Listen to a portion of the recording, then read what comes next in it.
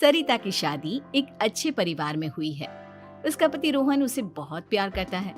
घर में उसकी सास शांति और ननद मीनाक्षी भी है, जो सरिता के किसी काम में दखल अंदाजी नहीं करती। लेकिन फिर भी सरिता को ऐसा लगता है कि दुनिया की सबसे ज्यादा बेचारी बहू वही है और सबसे ज्यादा अत्याचार उसी पर हो रहा है।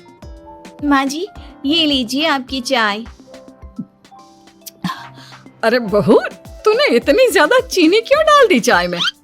हाय हाय माँ जी, मैंने तो उतनी ही मीठी बनाई है जितनी मीठी आपको पसंद है। माँ जी, आपको तो मेरे हाथ की चाय अच्छी ही नहीं लगती।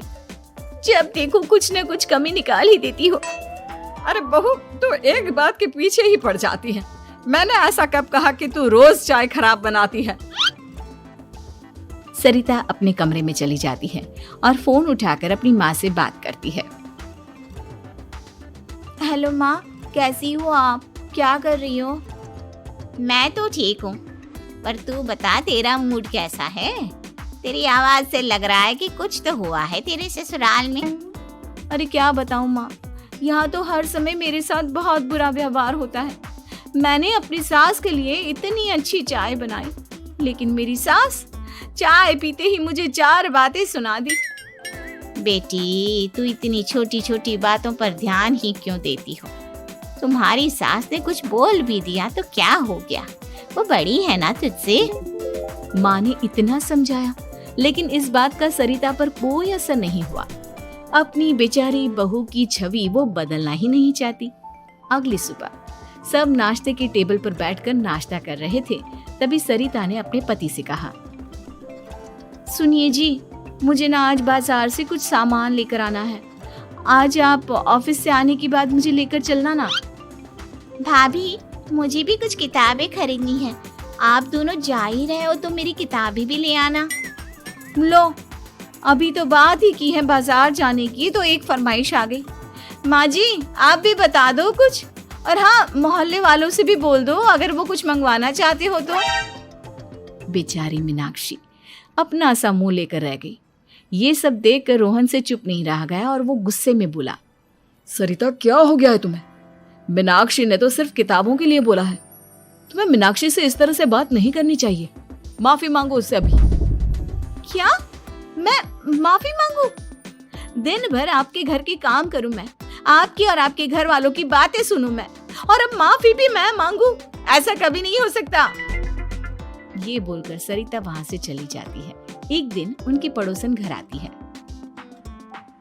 अरे सरिता, क्या कर रही है? और क्या करूंगी भाभी जी, बस घर का काम ही कर रही हूँ। आप बताओ कैसे आना हुआ? अरे मैं तो तुम्हारा हालचाल पूछने आई थी, लेकिन तुम तो बिजी लग रही हो। कोई बात नहीं, मैं बाद में आ जाऊंगी।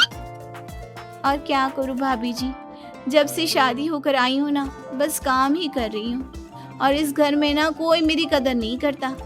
पति है जो बस घर से ऑफिस, ऑफिस से घर। ननद को तो कॉलेज से फुर्सत नहीं।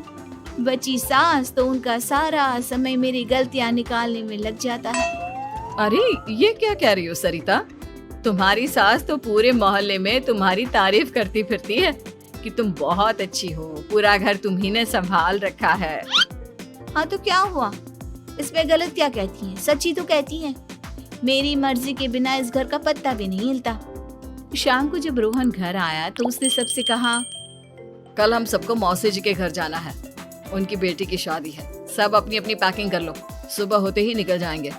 और सरिता, तुम कान खोलकर सुन लो, वहाँ जाकर किसी की बुराई भलाई शुरू मत कर देना, नहीं तो मुझसे बुरा कोई नहीं होगा। हाय हाय जी, आप तो ऐसे कह रहे हो जैसे मैं सुबह शाम सबकी बुराई करती फिरती हूँ। आज तक कोई कह नहीं सकता कि मैंने किसी की पीठ पीछे किसी के बारे में कोई बुरी बात बोली हो तो। अरे बस बहू, बात को और ज्यादा आगे मत बढ़ा। हमें सब पता है तो हमारे साथ क्या व्यवहार करती है।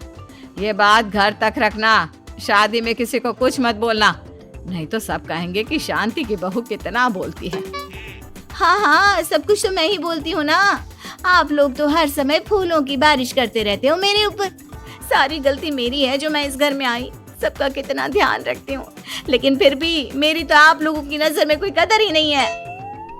अगली सुबह सब लोग मौसी जी के घर पर चले जाते हैं। वहाँ पर शादी का माहौल होता है। सब जगह चहल पहल होती है, बहुत सारे मेहमान आए हैं। सरिता को वहां बहुत अच्छा लग रहा है। वो अपने मन में सोचती है, यहाँ कितना अच्छा लग रहा है, कितनी रौनक है। मैं यहाँ किसी से ज्यादा बात नहीं करूंगी। अगर मेरे मुंह से कुछ ऐसा वैसा निकल गया तो रोहन जी तो मुझसे गुस्सा हो जाएंगी। सरिता ये सब सोच ही रही थी कि वहां रोहन की कजिन साक्षी आ गई और सरिता से बोली, आप सरिता भाभी हो ना?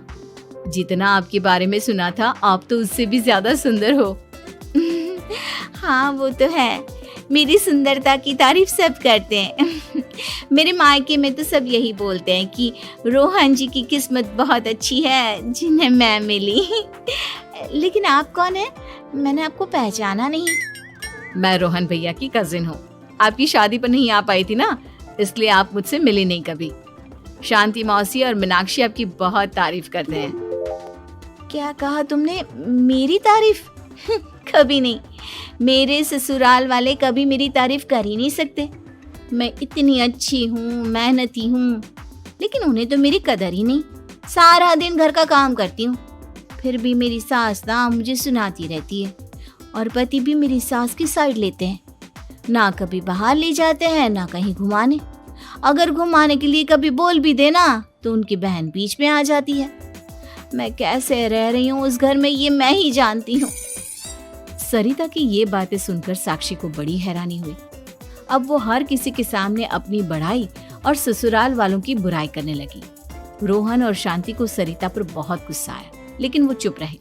अगले दिन जब वो अपने घर पर आए, सरिता, तुमने क्यों सबके सामने मेरी इज्जत का तमाशा बनाया? तुमसे बोला था ना कि चुप रहना। अजी ऐसा भी क्या कह दिया मैंने जो इतना भड़क रहे हो? तुम जहाँ जाती हो अपना रोना शुरू कर देती हो, कभी किसी दूसरे की बात ही नहीं सुनती, बस अपनी कहती रहती हो। तुमने सबके सामने हमारा तमाशा बनाकर रख दिया है। हे भगवान, मुझे अपने पास बुला ले। जिस घर में मेरी कदर ही नहीं, उस घर में मेरा क्या काम? अरे क्या करूंगी मैं यहाँ रहकर? जो भी आता है मुझे सुनाकर चला जाता है। मैं तो किसी से कुछ नहीं कहती। सीधी सादी बहू मिल गई है ना सबको, तो जो जी में आए वो करो। सरिता ने अपने आगे किसी को कुछ बोलने ही नहीं दिया और उस दिन भी उसने सबके सामने खुद को बेचारी बना ही दिया। अगले दिन मीनाक्षी कॉलेज के लिए लेट हो रही थी, इसलिए वो हर काम जल्दी जल्दी कर रही थी। अपना नाश्ता लेने किचन में गई और पतीले में रखे गरम दूध को गिलास में डालने लगी। दूध का पतीला उसके हाथ से छूट गया और गरम गरम दूध उसके हाथ पर गिर गया। ओए माँ, हाय मेरा हाथ, माँ मेरा हाथ जल गया। मीनाक्षी की आवाज सुनकर सरिता दौड़ती हुई आई। ये क्या किया तुमने? तुम्हें नाश्ता चाहिए था तो मुझसे बोल देती, मैं क्या मना कर देती? अब पता नहीं कितने दिन की मुसीबत पाल ली तुमने। सरिता मीनाक्षी को उसके कमरे में ले गई और उसका बहुत ख्याल रखा। उसका इस तरह से ख्याल रखना शांति और रोहन को थोड़ा अजीब लगा। माँ, सरिता के दिमाग का भी कुछ पता नहीं। कल शादी में सबको इतना कुछ बोल कर आई है हमारे बारे में, और अब मीनाक्षी की कितनी अच्छी देखभाल कर रही है। ये ऐसा क्यों करती है? बेटा, तेरी बीवी की ना आदत हो गई है सबके सामने खुद को बेचारी दिखाने की, और आदत इतनी जल्दी नहीं बदलती। जब ये बोलना शुरू करती है तो रुकने का नाम ही नहीं लेती, इसलिए इसे पता ही नहीं चलता कि ये किसके सामने क्या बोली जा रही है। लेकिन दिल की बहुत अच्छी है। हमें भी अपना दिल बड़ा करके ये जैसी है इसे स्वीकार करना चाहिए।